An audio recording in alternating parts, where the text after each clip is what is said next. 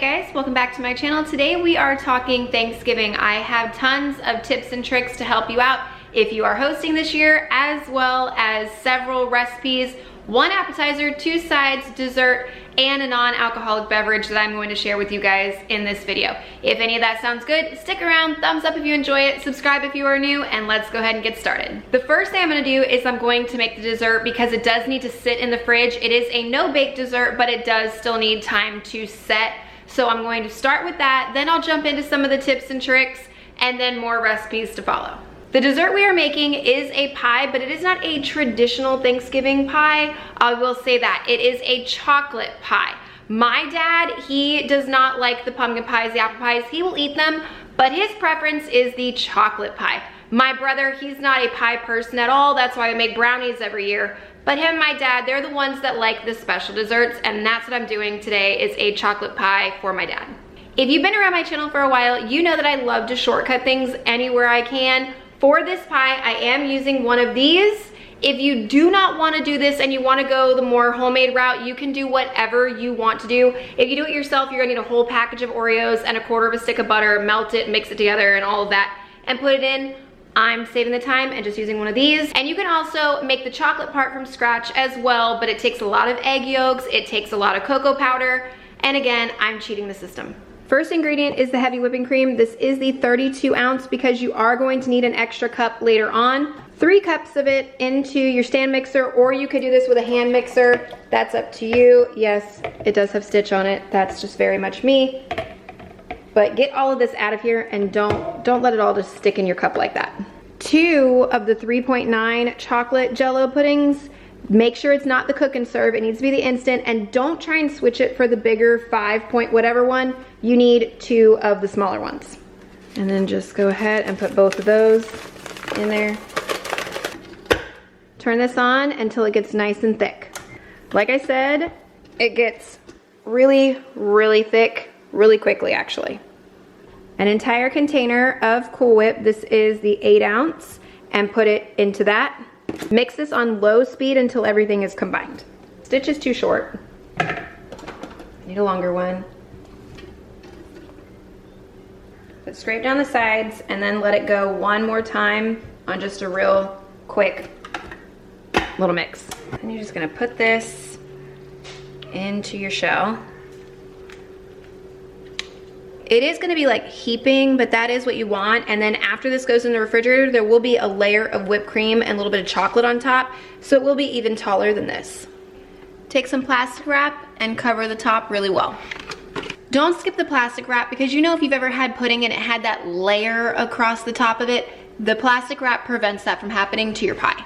At this point, put this in the fridge for 4 to 8 hours, or even do this a day ahead and check one thing off your list ahead of time, because that is one of the tips that will be coming up later. But this is one of the things that can be made ahead. And also, if you have any of the extra filling and you didn't make yours as heaping, or your pie crust is a little smaller, you can take this and put it in a bowl, and all it is basically chocolate mousse. You can eat it straight with a spoon. You can dip some little crackers in it. Graham crackers would be great in here. Anything, don't waste that. If you wanted to turn that chocolate pie, which is perfect for Thanksgiving, into a Christmas pie, by the way, just add 1/4 to 1/2 of a teaspoon of peppermint extract. Not the mint, because that one's spearmint. The peppermint extract. Add that when you add the Cool Whip, and it becomes a chocolate mint pie.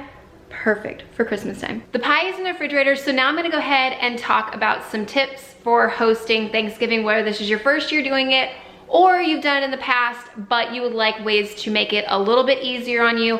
That's what these are for. And the first one is going to be when to thaw your turkey. Turkeys are going to take several days to thaw in your refrigerator, or several hours if you need to do it in water in your sink. First things first, for every 4 pounds, you can plan a day. Well, 4 to 5 pounds. You could plan a day. My turkey is around 15 pounds. It is going to take 3 to 4 days in my refrigerator. So I'm gonna have to take it out on Sunday, so that way it has time before I have to cook it on Thursday, just to be safe. Last year, I did the golden rule of for every 4 to 5 pounds, it would take an additional day. This year, I am sticking to the 4, not the 4 to 5, because mine still needed a water bath last year on Thanksgiving morning. It was not thawed and I gave it 3 days, actually 3.5 days in my fridge, and it still wasn't ready. So just plan accordingly. The bigger your bird, the longer it's going to take for you to thaw it out. Tip number 2, by the time you guys are seeing this video, it is already going to be about 6 days until Thanksgiving. If you have not already gone to the store to get the majority of your stuff, go. Finish my video, get dressed and ready, and just go to the store and get the rest of the stuff that you need, so you are not dealing with the crazy hassle of the last minute. You're not dealing with the people that have to go to the grocery store the day before because they ordered the big meals. You don't have to deal with those people in line, none of it. Just go ahead and get your shopping done as early as you can. But be careful with your perishable items. Those things usually about like 2 days, maybe 3 days at most in advance. The next several tips all go together, so I'm not even gonna number them for you guys, but they all work at the same time. First things first is write out your menu, like I have mine right here, of everything we're going to be eating. And then I do have it broken down for what I'm responsible for, and then what each other family that's coming is responsible for. So like my mom, she has her own list. My brother and his wife, they have their own list, and so on and so forth. But it is all marked down so you don't accidentally buy the mashed potatoes and they're bringing potatoes. Just make sure you are as organized as you can with the menu and who is responsible for bringing what. Sticking with the organization, seriously, make a list. Don't just sit there and go, okay, I know I'm making corn casserole, I know I'm making mashed potatoes, and go to the store and think you're going to have it all. Just save yourself the hassle and make a shopping list. Reminds me to cross off the things that I went and bought today. The next one still all goes with organization. You are going to want to actually time block out. If your turkey is going to take 6 hours, if your turkey is going to take 4 hours, how long each of your sides are going to take. So that way you know what time you need to start your bird, what time it's going to come out, and what time everything else can go in the oven or start on the stove top. So I personally block it out into hours. So if my turkey has to go in the oven, we'll just say like 9 a.m. Well, how long it's gonna be in there, and then what I have to do to get the other casseroles and everything ready. At 11, I've got to start these items. At noon, I have to start these items. It will just make your life easier if you actually do schedule it out. As well as in there, don't forget to schedule some time for yourself. There's been several times I've been hosting and I haven't actually worked that in, and I had no hair, no makeup, no shower, no nothing, and I was hosting for a house of like 20 to 25 people. So just also add that in there, a block of time to get yourself ready. To go with the pie from earlier, make whatever you can ahead of time. Mashed potatoes can be fully made the day before, kept in your fridge with the lid on, pop it out and pop that sucker in your oven and heat it up the day of. Then you don't have to deal with that. Stuffing can be made in advance. Most of your pies and your desserts can all be made in advance. So just look at your list, see what you can do ahead of time to save yourself as much time day of. The next tip, I have been bit by myself, which is why I will advocate for this tip. Thanksgiving is not a day for experimentation. If you have never made that recipe before, I do not recommend making it on Thanksgiving. I tried, I think it was 2 years ago, a brand new Brussels sprout recipe. I wasn't sure exactly what I was doing, so it took me longer. It wasn't that great because I've never played around with the spice palette and everything before. So just don't do experimental stuff. If you absolutely don't have to, stick with stuff you know for Thanksgiving. Before I even put anything in my oven, I like to play Tetris. What I mean by that is I will take a pan for every casserole that has to go in my oven as soon as the turkey comes out, and I will put them in my oven when it's cold, not a hot oven, and I will start figuring out where each pan needs to go, so that way I know that everything will fit in that oven. Otherwise, I have to go and get some disposable pans or different shape pans to make it work. So I do recommend, if you're going to have a lot of casseroles going in your oven, play Tetris with your pans beforehand. We have broccoli casserole, corn casserole, green bean casserole, and stuffing that all go in the oven at the same time. So I will literally sit there and make all 4 pans fit exactly where I want them, like a day in advance.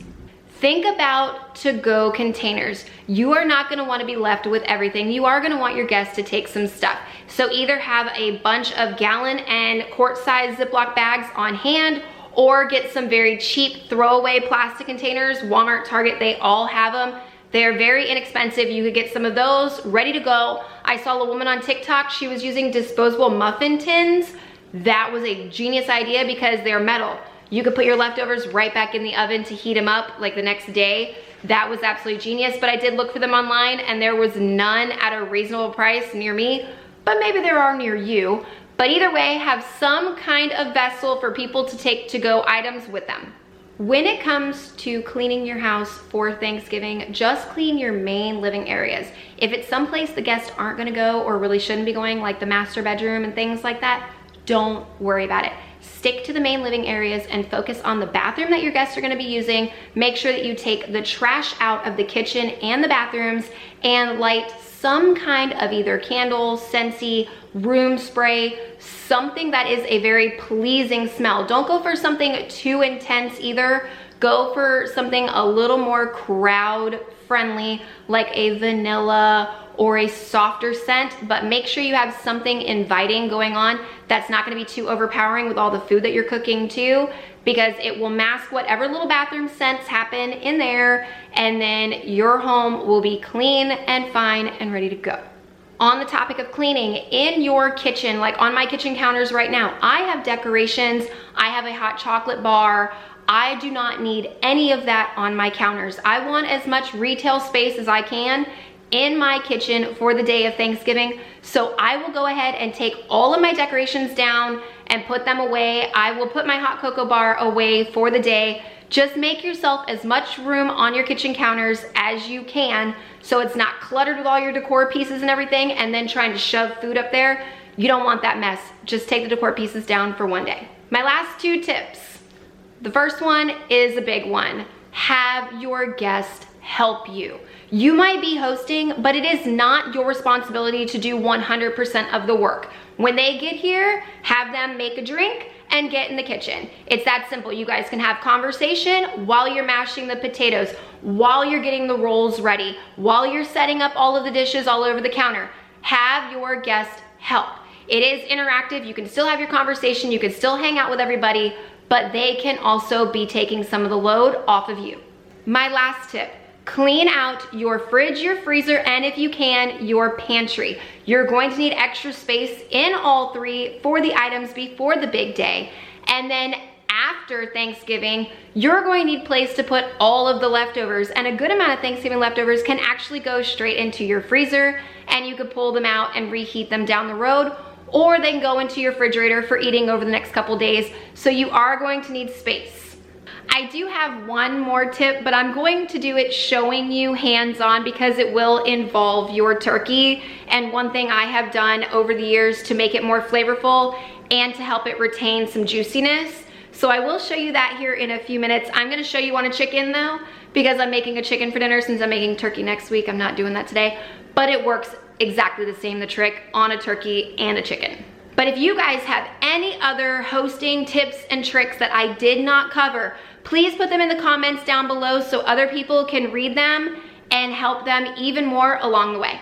Pretend, like I said, that this is a turkey, not a chicken. It will work the exact same way, but what I'm gonna show you is how to make this more flavorful and just overall better. And the first thing you need to do is find, well, for one, you need to know that your breast meat goes on top. That's important.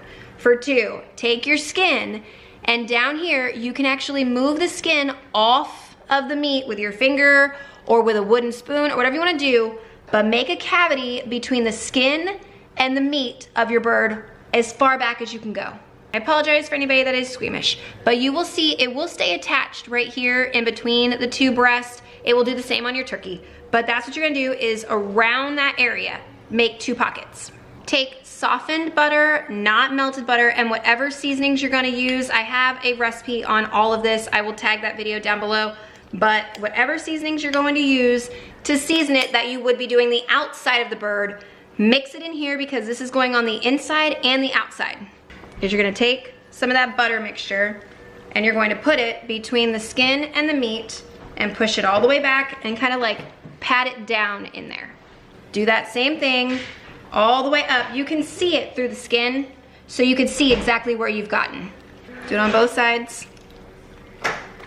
And then once you've got a good amount of it in the skin, put it all over your bird. With the remaining that's in your bowl, you should have about half. rub it all over the chicken. Well, in your case, the turkey. But that tip works really, really well for the meat. And then a bonus tip, if you don't have an actual roasting rack, you can cut up vegetables and cook your meat on it so that way it doesn't stick, and then you have a place for the drippings to go so you can drain it off for the gravy. And I mean, obviously we've got onions and celery because that's what I had to make a rack out of, but you could do potatoes and all kinds of stuff and actually eat them with this like flavor cooked into them. My chicken's been in the oven for a while, so now it's time to start on the side items, one of which does take a little bit longer because it is a stuffing recipe. I looked all over Pinterest for the top stuffing recipe. This one actually claims to be the ultimate stuffing recipe. I, again, shortcutted, but you can get just some good crusty white bread, cut it up and dry it out, and then make some cornbread or buy some cornbread and dry it out. Walmart had this made from scratch little stuffing thing, so I use that for the white bread, and I use some of their cornbread for that part. That I did have to dry out in the oven, 300 degrees for 30 minutes, and it's perfect. You can do that for all of this and make homemade from scratch. There is sausage in this stuffing, and it does specify to use breakfast sausage, so this is exactly what I'm gonna use, is the 1 pound regular Jimmy Dean breakfast sausage. So brown the sausage completely, and then you're gonna stick it in a bowl with both types of bread. This is roughly 5 cups of each, the white bread and the cornbread. For the next part, it wants 2.5 cups of chopped onion. It says about a large and a medium should give you that. And then 3 stalks of celery, and cut this to like a small, like bite-sized texture. In the same pan from the sausage, melt an entire stick of butter. You are gonna have to grease your 13 by 9, so just use that butter wrapper, the inside of it, and butter it with that. Once your butter's melted, you're gonna cook your onion and celery in there for about 10 minutes. I typically use dried herbs. You guys know that from my channel. It's just easier than dealing with all of this. But since it claims to be the ultimate, I'm going to do it right. So this is a 1/2 cup of parsley, 2 tablespoons of sage, a tablespoon of thyme, and 2 teaspoons of rosemary. Once it's all chopped up, that'll be roughly what these amounts are right here. I did a very fine chop on that, but you can do whatever level of chopped you want to do. And if you don't want to deal with fresh, you can use dried. And once this has been cooking for 10 minutes, which I'm going to take mine out now, add it to the bowl and let it cool. In another bowl, 2 eggs. Whisk that just a little. Into the bowl, chicken stock, 2.5 cups. I always use reduced sodium because you can always add more salt, but you cannot remove salt. Salt and pepper to taste. And then all of your herbs in there as well. Probably should have used a bigger bowl, but you're going to add the egg mixture to this and then gently fold it until it's all covered up. Put all this in your 13 by 9. Do remember to butter your 13 by 9, but then get it all in there. I would say cover in foil, but I have to go get another foil because this one's gone. Now it's covered with foil. Pop this in a 350-degree oven, 45 minutes, then take the foil off and bake it for another 40 to 45 minutes with no cover. So this is the problem with my oven being really wrong with temperatures. This right here is done 34 minutes ahead of schedule. So, but that is also done faster than 45 minutes to get to 160 when you're supposed to take the foil off. So now that is going for its next round of 35 to 45 minutes, and I'm gonna start the appetizer. A best friend in the kitchen, a good thermometer, not a little cheap crappy one. You want a really, really good one because this right here just checked my meat. That would have been completely ruined if I would have waited the extra 30 minutes and not tested it and just went off of timing. It would have been destroyed. My husband is pressure washing, so if you hear that in the background, it's my husband. The appetizer is so easy. You just need a crescent dough sheet, or you can use the regular ones and just pinch together all the holes. Some whole berry cranberry sauce, and some Brie cheese. Mini muffin pan for this one, and go ahead and spray it down with whatever kind of cooking spray you like to use. Put some flour down on whatever surface you're going to do this on. I'm just doing my countertop, but if you don't want to do that or your countertop is too sensitive, obviously don't do that. But open up your sheet and put it on your flour. You're gonna cut this into 24 little squares. So I'm gonna go across the middle, and then across each one of those, and then I'm gonna make 6 of these this way. video is full of tips. If you have to cut crescent dough, the easiest thing in the world is a pizza cutter. Just try it, pizza cutter. Next thing, since you've already sprayed this, you're just gonna take each one of your squares and you're gonna pop it into the mini tin like that. Now you're just gonna cut this into small little chunks to go into each one of those. The rind is completely edible, so you do not have to take the rind off this thing. If you do not want to, you really don't have to. To get 24 chunks, about yay big, it took half of the wheel of Brie. Some of these are a little bigger, like this one, so I'm a little worried it might like cook over, and this one too, maybe that one. But otherwise, half a wheel gets you done. Then just take a small spoon of cranberry over the top of the Brie like that. I know it's really dark and you can't see in there, but after all of this, it left me with a half a can of this too, so you could easily double, just get an extra thing of sheets. But here's what the 24 look like before they go in the oven, 375 for about 15 minutes. The recipe I'm following says to use a sprig of rosemary in each one. It literally looks like it's only there for decoration, but I'm saying if you wanted to, you could sprinkle a little bit of rosemary across the top. I'm gonna try that on a few and leave a few blank and see which one tastes better. I am so sorry about that noise of the pressure washer. The other side dish is how to do restaurant quality Brussels sprouts. It's from a guy on TikTok. What he means is that it's going to be very, very crispy and not that like mushy, soggy Brussels sprout stuff. He shows how to get these actually crispy.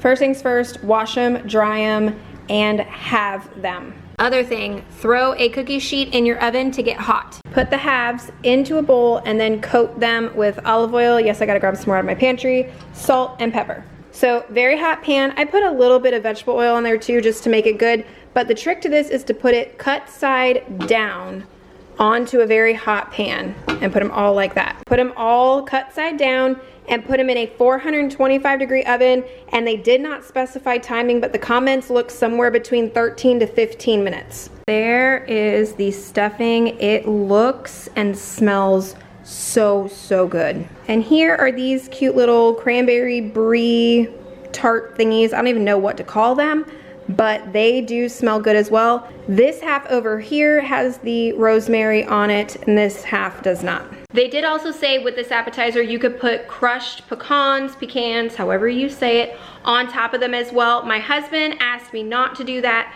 so I didn't, but that is something that you can do to these as well. That right there is what we're shooting for. Nothing too special, but at this point, put some balsamic glaze and a little bit of cayenne over the top. I pick over the one that's not crispy because these are a lot crispier, exactly what I was hoping for, but that's what they look like with the glaze and the cayenne. The drink is super easy. It is just a cranberry limeade, like spritzer type deal, and these are all you need right here is a quarter of lime, 2 ounces of cranberry juice for each one, and then fill the glass with 7-Up.